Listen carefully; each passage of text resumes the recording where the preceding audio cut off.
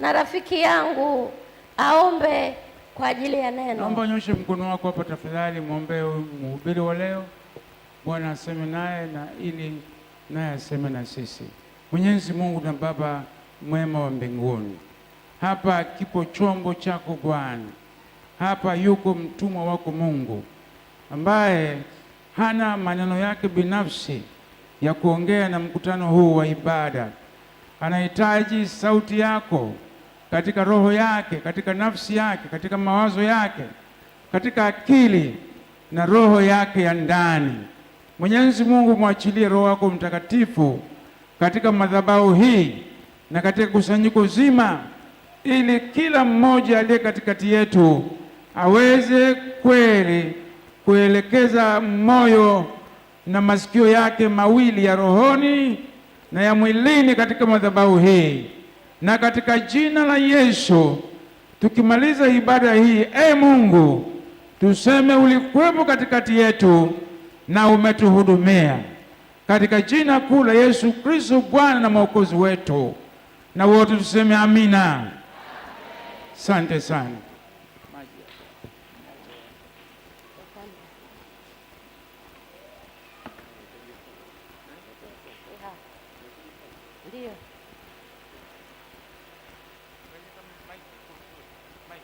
Haleluya, haleluya. Nafikiri haleluya inatosha.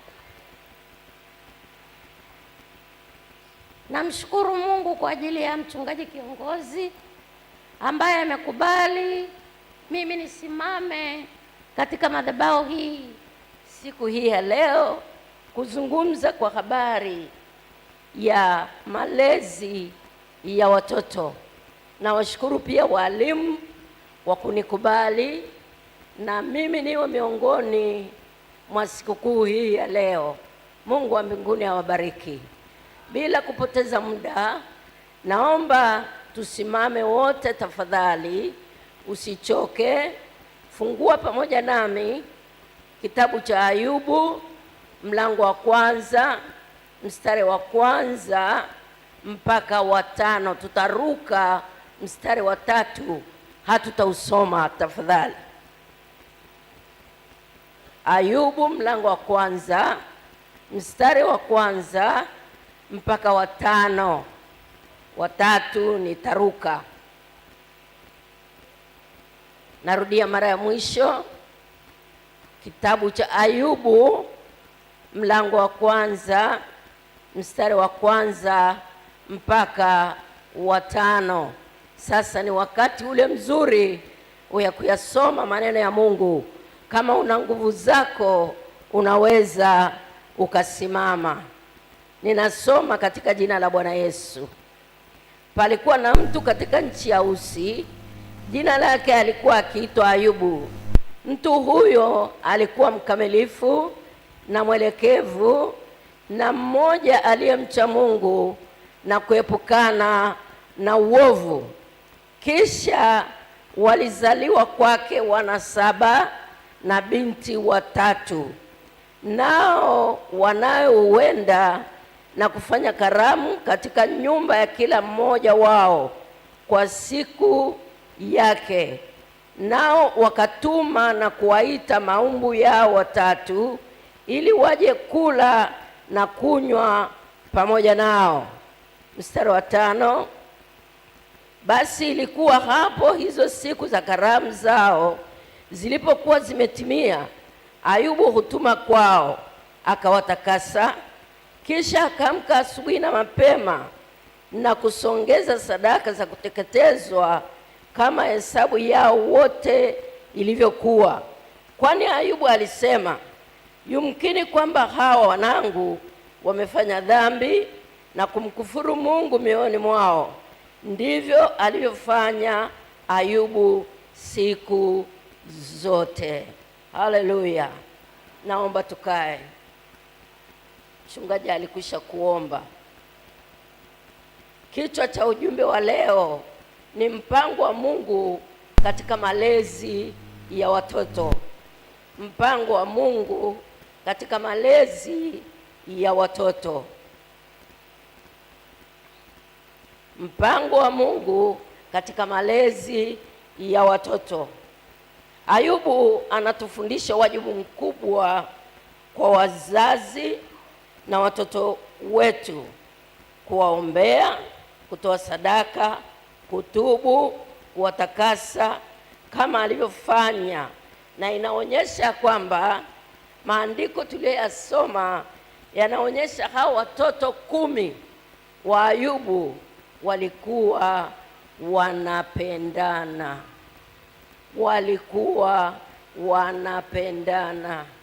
na walikuwa wanachukuliana. Naomba wote tuseme walikuwa wanapendana,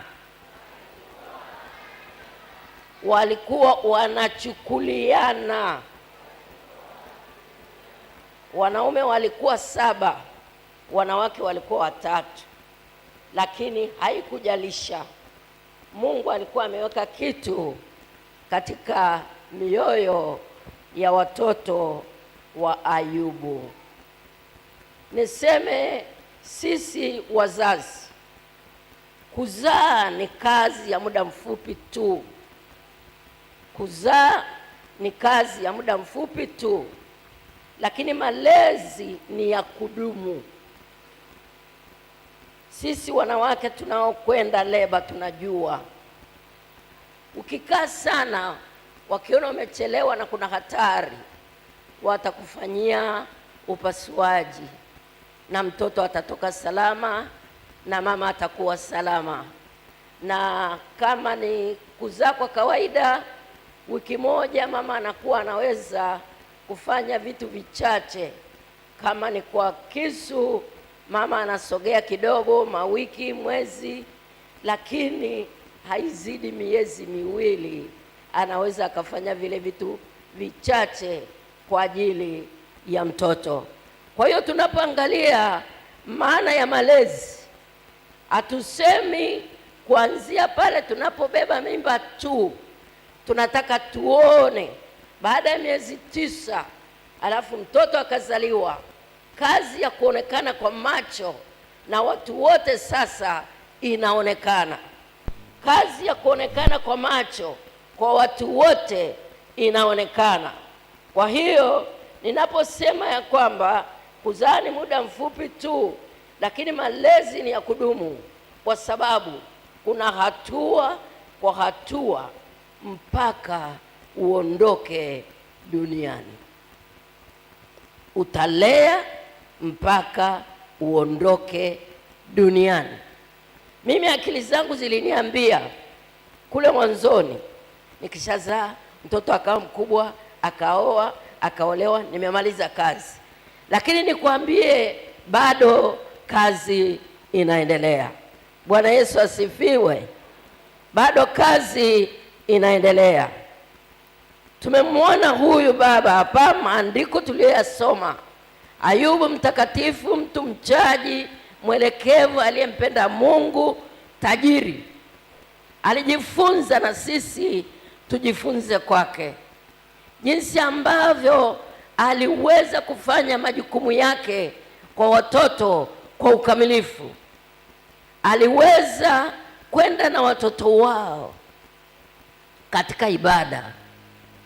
Alikuwa anafanya ibada na watoto, na pia alifanya kitu cha ajabu sana ambacho naomba leo sisi kama wazazi tujifundishe. Huyu baba, watoto wake aliwapa vitu kwa vyovyote vile, kwa sababu alikuwa tajiri. Mstari wa 3 unazungumza utajiri wake. Kwa hiyo watoto waliamua, kama tulivyoona, kufanya sherehe, kukaa pamoja, kula pamoja, kama sisi tutakavyokula Jumapili. Na wakishatengeneza nyumba moja, fikiria wanaume 7, kila leo wana mipango ya kula pamoja, na wale wanawake wao wanaalikwa, wanaenda kula na kaka zao. Wakimaliza kula, wakiwa kwenye sherehe, Ayubu anawaza, hawa watoto wangu kule kwenye sherehe kuna mema kweli? wanafanya kila kitu kizuri. Akawaza kwenye akili yake, akasema hawa wakitoka kwenye sherehe majina yao hatuna, ya Ruben ni lazima nifanye ibada nao. Kwa hiyo akawa anafanya ibada kila ile siku baada ya sherehe, na ibada yake ilikuwa ya ajabu. Anawaita, anawatakasa watoto wake, anawaombea, anatubu uovu wa watoto. Anasema huenda hao watoto kule walikokuwa mioyoni mwao wamemkufuru Mungu au wametenda isivyo. Ni wazazi wangapi wanaweza kufikiri wao watoto wangu ni wakubwa sasa, wako makwao sasa, wana watoto wao na nini hivi, nao mtaendelea kuwaombea na kutubu kwa ajili yao? Wajibu wa mzazi ni lazima tuendelee kuwaombea watoto, hata kama watakuwa makwao, wana familia zao. Ni lazima tujue ya kwamba ni wajibu wetu kuendelea kuwaombea, kuungama, kutubu, kuomba rehema kwa ajili ya wale watoto ambao wamekuwa wako makwao, wana watoto, wana wajukuu, na wale wajukuu ni lazima tuombe rehema ya Mungu juu yao, ili huruma za Mungu ziweze kuingia ndani mwao na kufanya mabadiliko makubwa kuliko yale tunayoyaingiza sisi, kuliko yale tunayoyafundisha sisi. Kwa hiyo ni muhimu sana mzazi kuchukua jukumu hili, ya kwamba ndiyo, ni kweli watakuwa wameokoka, ni kweli watakuwa wanafanya kazi vizuri, ni kweli watakuwa wamefanikiwa. Usikae starehe tafadhali. Mwambie jirani yako, usikae starehe. Unawajibika kuwaombea, kutubu kwa ajili yao na kuomba rehema juu yao na watoto wao. Sijui ni nani hapa na watoto 10, mimi nina 5 tu. Sasa unaweza ukafikiri mzunguko huo kutaja majina yote ya watoto wangu, kama ni wanaume na wake zao, kama ni wanawake na waume zao, na wale watoto wao waliowazaa. Ni wajibu wetu sisi wazazi, hakuna mtu mwingine atakaye kusaidia. Jambo lingine zito hapo kwa Ayubu, alikuwa anatoa sadaka kwa ajili ya watoto wao, kwa ajili ya watoto wake. Wakati wa ibada, haendi kwenye ibada bila sadaka ya wale watoto wote, tena sadaka ya kuteketezwa. Sadaka ya kuteketezwa sio sadaka ndogo, ni kubwa, ni mbuzi, ni kuku, ni ng'ombe, vyovyote vile alivyokuwa navyo, kondoo, anapeleka kwa watoto 10 kila mmoja, vinachinjwa. Ni sadaka ya utakaso, sadaka ya maombezi, sadaka ya kibali. Hapa mimi ningefurahi kama ingekuwa Jumatano, ningeuliza swali, sisi wazazi tunakujaga na sadaka za kuwatolea watoto wetu kwenye ibada kuu, au tunawapa tu ile shilingi 1000, hiyo amekazana 500, 100 kama walivyokuwa wanacheza hapa? Nenda, hii ni sadaka ya Sunday school, peleka Sunday school. Lakini pamoja na sadaka ya Sunday school, miongoni mwa sadaka zako ulizo nazo, unakuja na sadaka kwa ajili ya wanao. Muulize mwenzako, je, una hiyo tabia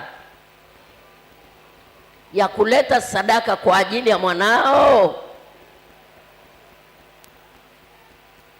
Watu wengine tunafikiri haina shida, lakini ili mtoto na ninyi mpate kibali mbele za Bwana, unapochukua sadaka nyumbani mwako Jumapili asubuhi au Jumatano, unakuja na sadaka ya watoto wako. Wazazi, mnanisikia? Unakuja na sadaka. Kama wako watatu, unahesabu sadaka za watatu. Kama wako watano, kama wako 10, kama Ayubu, unahesabu sadaka za watoto 10. Na nikwambie mzazi, unapozileta zinenee, ziambie kitu kwa majina. Huyu ni Aaron, huyu ni Lilian, huyu ni Dorcas, huyu ni nani. Naweka kwa utukufu wa jina lako. Wakumbuke kule waliko, wakumbuke kwenye ndoa zao, wakumbuke katika kazi zao, wakomboe na yule adui. Mungu, unajua mimi siwezi, lakini wewe macho yako yanaona kote waliko. Mungu, nisaidie niweze kuwapata watoto wangu. Bwana Yesu asifiwe. Tujifunze na tuchukue hatua. Tujifunze na tuchukue hatua kama Ayubu. Bwana Yesu asifiwe. Macho ya Mungu yanatazama. Hawa watoto tumepewa kama zawadi. Hawa watoto ni kwa neema tu Mungu ametupa. Hawa watoto tumeaminiwa kwamba Mungu amekupa watoto, si hivi hivi. Amekuamini kwamba unaweza ukawalea na siku moja wakasimama mbele za Mungu aliye hai, ili Mungu aweze kufurahishwa. Atafurahishwaje? Kwa nini tutoe sadaka? Kwa nini tumtolee mtoto, kila mtoto sadaka yake? Huwezi kufika pale Mungu anakofika kwa mtoto wako. Huwezi kufika. Hata kama utahubiri toka asubuhi mpaka jioni, hata kama atalala na Biblia na maandiko kama walivyosema hapa, walivyokuwa na kariri kichwani. Watoto ni hodari sana kukariri, lakini kuliweka ndani ya moyo, likakaa pale ndani ya moyo, hiyo ni kazi ya Mungu na Roho Mtakatifu. Bwana Yesu asifiwe. Kwa hiyo tunaponyenyekea na kumwonyesha Mungu pamoja na bidii yetu, hatuwezi. Sasa tunatoa na sadaka hii tupate kibali mbele zako, na watoto wetu wapate kibali mbele zako.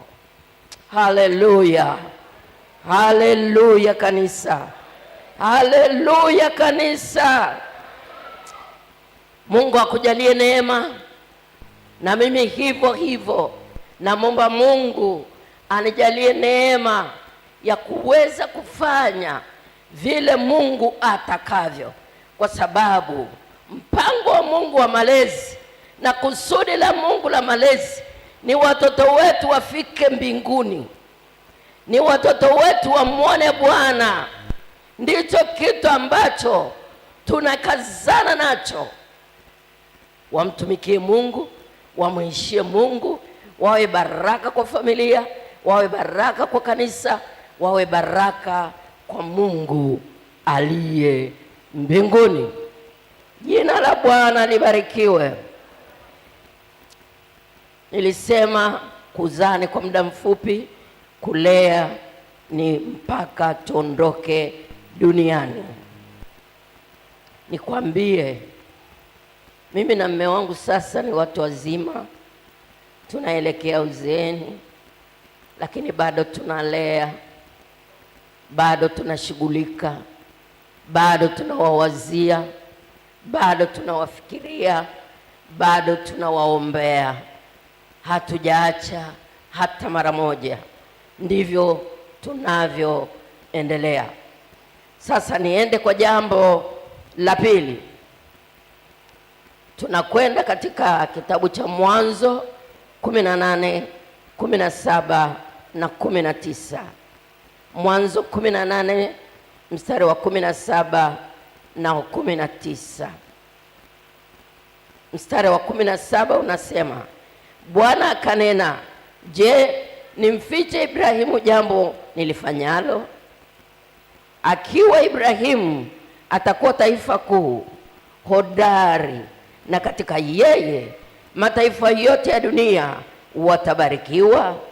Mstari wa 19, kwa maana nimemjua ya kwamba atawaamuru wanawe na nyumba yake baada yake waishike njia ya Bwana, wafanye haki na hukumu, ili kwamba Bwana naye akamtimizia Ibrahimu ahadi zake. Hapa nataka nizungumze na wewe kuhusu malezi ya wazazi wote wawili. Mfano huu wa Ibrahimu na Sara tunasoma hapa. Huyu Mungu wa mbinguni, nimesema anajua mioyo na anaangalia mioyo. Amekwenda kwa Ibrahimu, amekaribishwa, amekula, amefurahi, anaondoka kwenda Sodoma na Gomora kuangamiza. Anasogea yeye, Mungu akawaza mwenyewe, hivi ninaendaje? Huyu rafiki yangu Ibrahimu nitamfichaje mambo haya? Si niende nimwambie jambo kubwa hili nalo kwenda kulifanya, na huyu atakuwa nani jamani? Ibrahimu atakuwa taifa kuu, hodari, na katika yeye mataifa ya dunia watabarikiwa, pamoja na wewe, pamoja na mimi. Sisi ni wa uzao huo wa Ibrahimu wenye baraka hiyo. Sasa Mungu anachonishangaza, anasema, kwa maana nimemjua ya kwamba atawaamuru wanawe na nyumba yake baada yake waishike njia ya Bwana, au watoto wafanya haki na hukumu, ili kwamba Bwana naye akamtimizia Ibrahimu ahadi zake. Hapa nina swali kwetu sisi wazazi. Ni wangapi tunaoweza kuamuru watoto waende kanisani?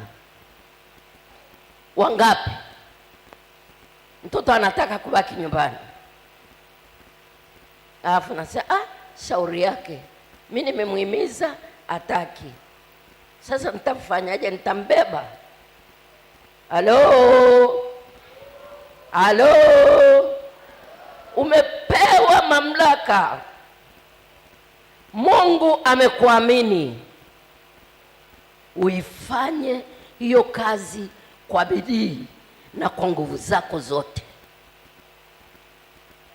Sisi wazazi wa siku za leo, kiboko kwetu ni marufuku, iwe shule iwe nyumbani. Tunachojua kubeba watoto mgongoni na kusema nyamaza, nyamaza, usilie mtoto mzuri, shika hii simu, shika iPad, nenda kwenye TV, mtoto usilie. Afu mtoto mashavu yanashuka namna hii, anajua mama na baba wananibembeleza. Ndugu yangu, roho ya mtoto iko mikononi mwako na utadaiwa. Nakwambia usicheze na mtoto.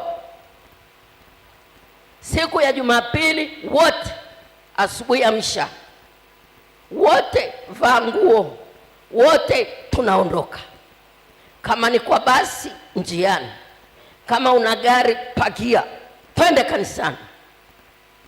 Hata kama anakuja analia machozi, usikubali aje akae hapo kanisani kwa wenzake. Walimu wanakuambia, mama, mtoto wako jeuri huyu, akai kanisani, anatoka anaenda kucheza, anaenda kununua vitu. Huyu ananishinda, nimemleta kwa lazima. No, fuata kule anakokwenda. Tembea kama mama. Kama ni wewe, nenda mchukue huko, finya, mwambie kaa kitako hapa, na huna ruhusa kutoka huku kanisani. Ile sadaka niliyokupa iko wapi? Nimekula andazi. Nilikupa ya kula andazi? Nilikupa ya kupeleka kanisani. Finya, hii ni kwa ajili ya sadaka, usirudie kesho. Bwana Yesu asifiwe. Wazazi, sikwambii kitu ambacho sisi hatujafanya. Sikwambii kitu cha kwamba nakuambia tu mahubiri. No, sisi na mume wangu alikuwa mkali, sio mchezo. Eti mtoto anaenda kucheza huko, alafu ni siku ya ibada anakuja, kabla hajakaa vizuri anaangaza macho, anaangalia yuko wapi Dorcas, yuko wapi Witness, yuko wapi Morris, yuko wapi Gideon, yuko wapi Faith. Akikosa mmoja ametoka, ananiita, mke wangu, Dorcas yuko wapi? Mume wangu alivaa akasema anakuja kanisani. Naenda kamtafute sasa hivi. Naenda natafuta, nikirudisha jioni viboko vinamlalia, anachapa vizuri sana. Leo iwe mwisho, nisikukute tuko kanisani na wewe unazurura. Uwe mwanaume uwe mwanamke, hakuna hiyo ruksa. Hii ni nyumba ya ibada, ni lazima tuende ibada. Unasikia? Ndio baba, arudi. Viboko vitakavyomwangukia. Sio mzaha, ndivyo ilivyokuwa watoto wote watano. Anasema ni heri akae nyumba ya ibada, neno litampitia. Iko siku neno litampitia, sio mchezo. Sasa amekataa, nifanyeje? Ufanyeje? Mungu alikuamini akakupa, anajua unao uwezo. Bwana Yesu asifiwe. Kwa hiyo tusifanye mzaha. Mungu alimwangalia Ibrahimu, akauona moyo wa Ibrahimu kwamba umeshikamana na yeye, na ana mpango wa watoto wake wote na wote wa nyumbani mwake wamjue Mungu na wayafanye mapenzi ya Mungu. Lakini sasa hivi wazazi tulioko hapa, kabla sijaenda mbali na muda wetu ni mfupi mno, nitamwomba siku moja mchungaji anipe nafasi ya kufundisha kama fundisho. Lakini nataka nikuambie sasa hivi tuko kipindi kigumu kuliko vipindi vingine vyote. Kama hatuwezi kuwaza, kama hatuwezi kufikiri, kama hatuwezi kuomba, tuko vipindi vigumu vya kushangaza, kwamba sisi tunaona tuna watoto, lakini nikwambie kuna mvutano mkubwa sana ambao unavuta watoto. Shetani anavuta, ulimwengu unavuta, sisi tunavuta, Mungu anavuta, dunia inavuta. Ni nani atakayefaulu kuwakamata na kuwarudisha? Nyumbani kuna shida, kwa majirani kuna shida, shuleni kuna shida, mazingira yana shida, ulimwengu wa sasa una shida. Nani awaokoe watoto hawa na kizazi kigumu cha kutisha? Watoto wamesimama hapa wanasema vizuri sana, lakini wayatendayo shuleni unayajua? Wayatendayo kwa majirani unayajua? Wazazi, tufuate watoto kule wanakokwenda. Kama ni kwa majirani, jua marafiki zake, jua ile familia ni familia ya namna gani, majirani zake ni wanamna gani, marafiki zake ni wanamna gani, ni vitu gani wanamuingizia mtoto wako. Unasema mwache mtoto akacheze, kwani kuna shida gani? Hapo hakuna wezi, hapo hakuna watukanaji. Mafundisho ya sasa hivi, vitoto hivi vina akili kutushinda. Akili zao zimepanuka kwa ajili ya ukisasa wa maendeleo ya media zilizopo duniani. Kitoto kikiwa kidogo jinsi tulivyo, kikilia tunampa simu.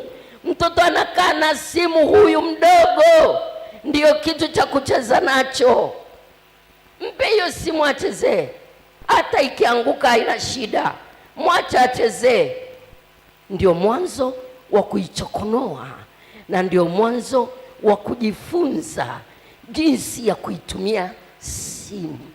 Sisi wazazi wengine hatujui kufungua kama wao, tunawaita, wanatufungulia, wanatusaidia. Uko naye wewe vile vitu anavyoviona huko ambavyo vimemwagwa huko ndani yake? Haupo. Tunasema mwache mtoto. Ni kweli kwa wakubwa simu ina masomo, lakini hii ya chini hii tukae kwa akili. Nenda kanunue mpira kama ni mvulana, kama ni msichana mtafutie vitu vya kuchezea. Acha kumpa simu mama. Unajenga tabia mbaya ndani ya mtoto ambayo hata iacha, ameshazoea. Kwenye TV hatuko nao, hatuwapangii waangalie nini, wasikilize nini. Inafunguliwa tu, remote anayo, anaifungua, anaangalia kila anachokitaka. Ukiwepo anaangalia vile vizuri, ukichepuka tu anajua naenda station fulani, ina yale mambo mazuri ninayoyasikia, ndio anafungulia. Na wewe ukija tayari amezima, una habari. Wazazi, tuwapangie watoto waangalie wapi na waangalie saa ngapi. Wakati uko nao usiwaachie TV. Kama unawaachia Mungu pale, unawaachia jehanamu wewe, unawaachia moto wewe, unawaachia vitu vya kubamaliza wewe. Sijui unanielewa? Sijui unanielewa? Au unasema ndio maendeleo yenyewe? Ndio, ni maendeleo, sikatai, lakini maendeleo yana kiasi kwa watoto wetu. Haleluya, haleluya. Sasa mtoto atafanya nini? Sasa atakapo nyumbani tu, mpe kazi mtoto, mpe shughuli afanye. Hata kile kidogo kinajua kufagia, mpe ufagio, mwambie fagia hapa, chukua hiki chombo weka pale, chukua ili ua weka pale. Kitafanya kuliko kukiacha tu kikakaa hivyo hivyo. Fanya kwa bidii, fanya kwa bidii. Mungu alipendezwa na Ibrahimu kwa moyo wa kumcha. Kiu ya Ibrahimu ni Mungu kwanza. Ndio maana hata akaweza kumtoa mwanawe yule wa pekee kabisa, Isaka, kwenda kumfanya sadaka ya kuteketezwa Bwana aliyoitaka. Kwa hiyo mama, baba, weka sheria ndogo ndogo nyumbani kwamba TV hapa ni Jumamosi lisaa limoja tu. Baba yupo, mama yupo. Sio yule mdada wa kazi au mkaka wa kazi ndio nampa majukumu ya kukuchungia watoto. Kwanza ana uchungu nao, ajui uchungu wa mtoto. Wewe uliyezaa ndio unajua uchungu. Atakavyomfundisha utavijua, kwa sababu na yeye anataka TV, na yeye anataka kupumzika, na yeye anataka simu. Kwa hiyo watoto wakikaa kwenye TV na yeye ndio chip si kwenye TV tena, atawaelekeza fungua channel hii, fungua hiyo ya kitoto, achana nayo, fungua hiyo. Kama huna muda wa kukaa nyumbani siku hiyo, chukua remote, fungia. Bwana Yesu asifiwe. Unawaogopa watoto kama unamwogopa Mungu. Mwogope Mungu, lakini simamia watoto. Simamia watoto. Ni kwa faida yako na ni kwa faida ya kanisa na ni kwa faida ya Mungu, kwa sababu watoto tumepewa kama urithi. Ni urithi wa Mungu. Hao watoto, wazazi wote hapa wanaamka alfajiri kwenda makazini, wanafanya kazi kwa juhudi na biashara kwa nguvu, ili watakachokipata watoto wasome vizuri, wapate maisha bora, wahakikishe watoto wao wako vizuri. Lakini wengi wetu hatuwazi kwa habari ya ufalme ujao. Tunawaza maisha ya hapa, ambayo sio vibaya. Watoto kusoma sio vibaya, watoto kuwa juu sana sio vibaya, ni baraka pia. Lakini twende na vyote viwili. Bwana Yesu asifiwe. Twende na vyote viwili, tusiache kile cha muhimu nyuma tukakimbizana na kimoja. Ulimwengu unavuta, na sisi Mungu akivuta anataka tuvute na yeye. Bwana Yesu asifiwe. Ukipewa urithi, mtu anapokufa anaandika mirathi kabla hajafa, anaweka hiki cha fulani, hiki cha fulani, hiki cha fulani. Huo ndio tunaita urithi wa baba. Na wengine wanapewa urithi na wazazi wao, hawajui kuutunza.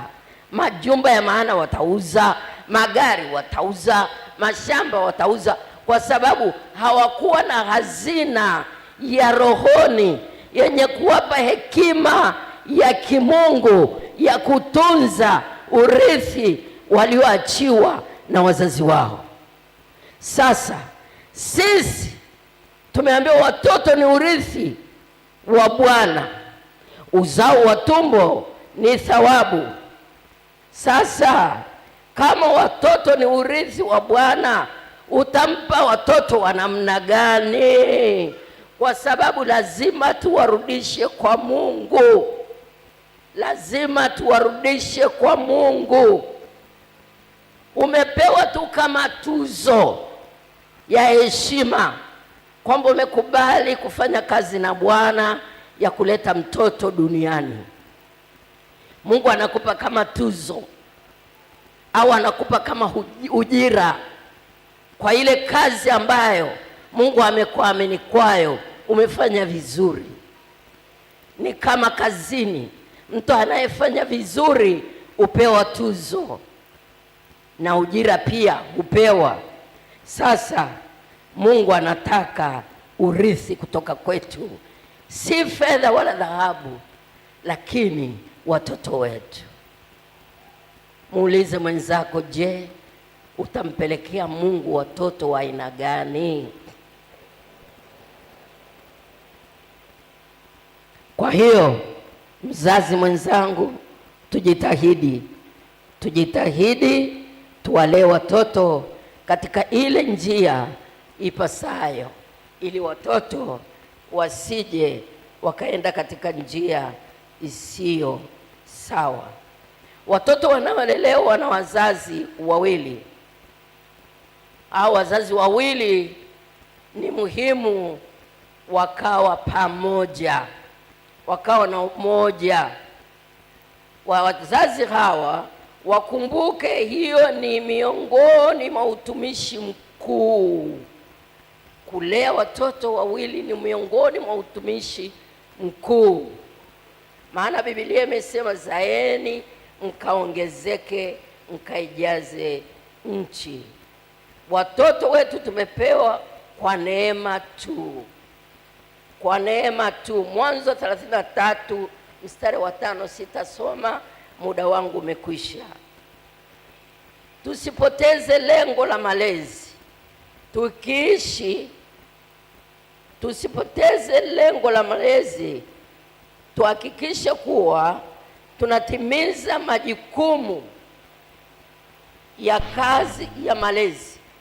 Kama tunavyotimiza majukumu ya biashara zetu, kazi za ofisini, tuhakikishe kwamba malengo ya malezi sisi wazazi wawili tusiyapoteze, kwa sababu hawa watoto ni watumishi wa Mungu wa leo na wa kesho.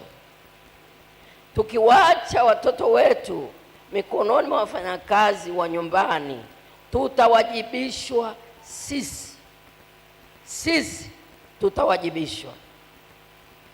Tuwajibike maisha yao ya kiroho, kimwili, kiakili, kuhusu mafundisho ya neno la Mungu. Sio mfanyakazi. Maneno ya Mungu tuwafundishe watoto wetu, maombi na maombezi kanisani na kokote wanapokuwa. Sitasahau, wanangu walikuwa na miaka 1 mwingine 3.5, mwingine 2. Tulifunga na watoto wale, tukawafungia ndani, lakini nikawaeleza kwa nini tunafanya hivi. Ninyi mtakula mchana, mimi nitaendelea, lakini kipindi hiki cha masaa machache tutaomba pamoja. Na tukawa tunaomba pamoja ndani chumbani. Wakajifunza kumbe kuna kufunga, kuna kuomba. Kama tunavyotaka wale vizuri, wawe na afya nzuri, walale vizuri, wapate ulinzi, ndivyo tunavyotakiwa na roho zao zipate chakula kilicho kizuri. Kwa hiyo baba na mama, tushiriki katika kila jambo. Tusibague watoto. Tusibague watoto. Mtoto wa mama, mtoto wa baba. Baba akigusa huyu, usinipigie mwanangu. Wewe kwenda leba, ujui uchungu. Mimi nikichapa, usinichapie mamangu, mwache, nitamchapa mwenyewe. Oho, wala hasara. Alafu sisi wanawake ndio kabisa tumbo, Mungu wangu anamchapa sana jamani, Mungu baba mchape pole pole. Atamchapaje pole pole? Na kosa ni hili, kosa ni kubwa, na fimbo lazima zianguke kubwa ili asisahau. Bwana asifiwe. Sisi nyumbani kwetu nilipokuwa mdogo, mama yangu alitupa sheria ya kutokuondoka nyumbani bila kuaga. Siku hiyo akaenda sokoni, akaniacha nyumbani. Namaliza hivyo, akaniambia usiondoke hapa nyumbani. Nikamwambia sawa mama. Na mimi niliitwa mtoto mtiifu, sikuwa mtukutu. Lakini siku hiyo majirani, watoto wa majirani wakaja, wakaniambia unakaja peke yako hapa nyumbani? Peke yako? Watu wote wameshaondoka. Nikasema mama ameniambia nisiondoke. We mjinga, njoo tucheze hapa barabarani. Si nikatoka, nikaanza kucheza barabarani. Kidogo wakaniambia tuondoke twende kwa shangazi. Nikaacha nyumba na kila kitu nikawafuata. Huyo mpaka kwa shangazi. Mama anarudi sokoni, hakuna mtu, nyumba iko hivyo. Anaanza kunitafuta. Alafu tulipokwenda kwa shangazi tukaanza michezo. Sasa narudi nyumbani, bwana wewe, sisahau siku hiyo maishani kwangu. Nilichapwa sawa sawa. Alafu mama yangu akafanya nini wewe? Akaleta gunia. Leo hii mngeita, sijui mngeita nini, mngempeleka polisi. Akaniingiza ndani ya gunia, akafunga hapo juu, akanitundika. Kule kwetu kulikuwa na nyumba zinawasha moto. moto hapa chini unawaka, moshi umeenea, kanifungia pale, nikaning'inia kama hii. Akaniweka huko kama dakika 10 nipata adabu, akanishusha, akanifungua, nenda kafagie samadi. Nimekuwa mwekundu, kafagie samadi. Ile kitu wenzangu, niwaambieni washirika, ili nikwamisha. Hata leo mimi sijui kutembea ovyo ovyo kwa majirani. Najua kwenda kusalimia wagonjwa full stop, kwa sababu kile kitu nakikumbuka mpaka leo, na kilinisaidia, kikaniambia utii wazazi, usio mkaidi. Ukiwa mkaidi, fimbo ya mkaidi ndio hii, na ni mara hii tu fimbo ya mkaidi. Mtoto akiwa mkaidi, finya, chapa, fanya kila uwezalo. Mungu akusaidie mzazi mwenzangu, Mungu akujalie neema. Chagua kuwa kama Ayubu, chagua kuwa kama Ibrahimu. Fanya vile Mungu atakavyo. Kuanzia leo sema, mimi nitasimamia watoto wangu kwa habari ya media, kwa habari ya simu, kwa habari ya chochote, nijue waliko wako wapi. Akija atakwambia nilikuwa hapa, tena ataangalia yule rafiki unayemwamini, atakwambia nilikuwa na fulani wakati hakuwa naye. Kuna kubaka, kuna kusagana. Hawa watoto hawa sio wa kuficha chochote. Hawa sio wa kuficha chochote. Mnanisikia? Shuleni wanapelekwa vyooni, wanavuliwa kaptula, wakubwa wanafanya mambo zao. Wale wasichana hivyo hivyo. Nyewe wazazi tusilale. Mungu atusaidie na Mungu atubariki. Naomba tusimame.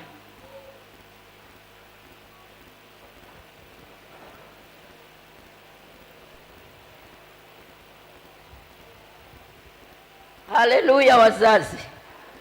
Haleluya wazazi. Naomba tukasirike. Naomba tukasirike. Chukia. Sema siko tayari. Nakataa kuachia watoto ulimwengu. Watoto wangu nitakwenda nao mbinguni. Kwa vyovyote viwavyo, lazima niende nao. Mungu umeniamini. Naomba unipe nguvu, unipe uwezo, uniondolee ujinga ndani mwangu. Nipe akili mpya, nipe mawazo mapya, nipe nguvu mpya, nipe Roho wako Mtakatifu atakayesema nami kwa habari ya watoto wangu. Roho Mtakatifu ana uwezo wa kusema ndani ya mzazi na kumwambia, sasa hivi mtoto yuko taabuni, sasa hivi mtoto yuko hatarini, omba namna hii, mtoto anaangamia.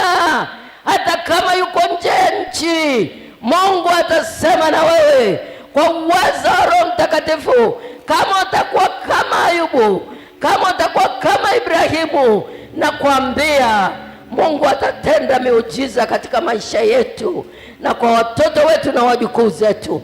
Nyosha mkono wako mmoja juu na mwingine katika kifua chako. Tunakwenda kumalizia kuomba kwamba Mungu aturehemu, Mungu atusamehe.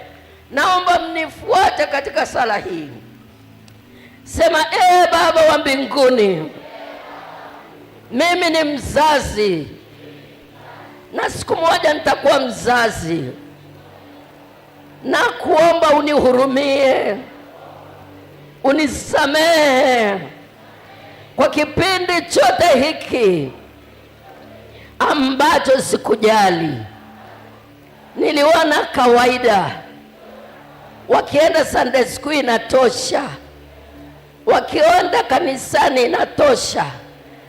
Sikujua na mimi nawajibika kiasi hiki kama Ayubu.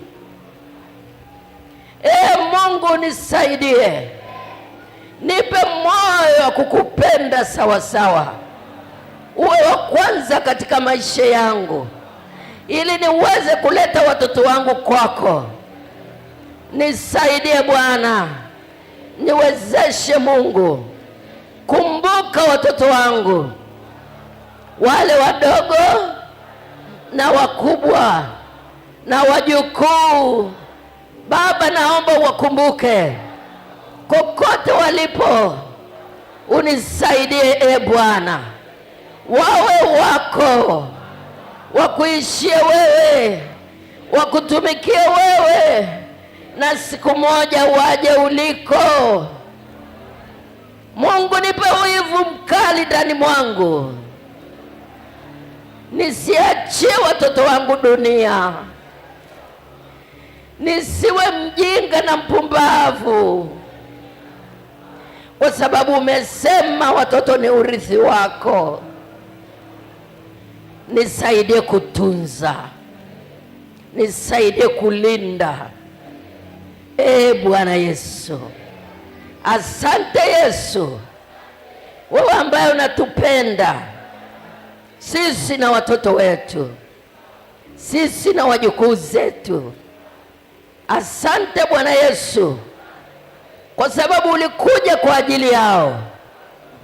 Kama ulivyotuokoa sisi, ndivyo utakavyofanya kwao, kwa sababu damu yako inanena mema. Itanena mema kwa nyumba zetu, itanena mema kwa watoto wetu, itanena mema kwa wajukuu zetu. Asante Bwana Yesu, na kushukuru kwa walimu wanaotusaidia, na kushukuru kwa wachungaji wanaotusaidia, lakini tusaidie na sisi tutimize wajibu wetu, kwa sababu mpango wako ni mkamilifu, unaotaka watoto hao waje kwako. Ninalibariki jina lako Yesu, ninalitukuza jina lako Yesu, kwa sababu watoto wangu ni wako. Asante kwa kutusikia, asante kwa kututendea, katika jina lako Yesu Kristo, uliye Mungu wetu na Bwana wetu na Mwokozi wetu. Amen. Mpe Bwana makofi kwa ajili ya watoto wako. Na wakati huu namaliza. Asanteni kwa kunisikiliza. Mungu akinipa nafasi, ninaamini yuko siku Bwana atanitendea. Ninalo somo refu na zuri sana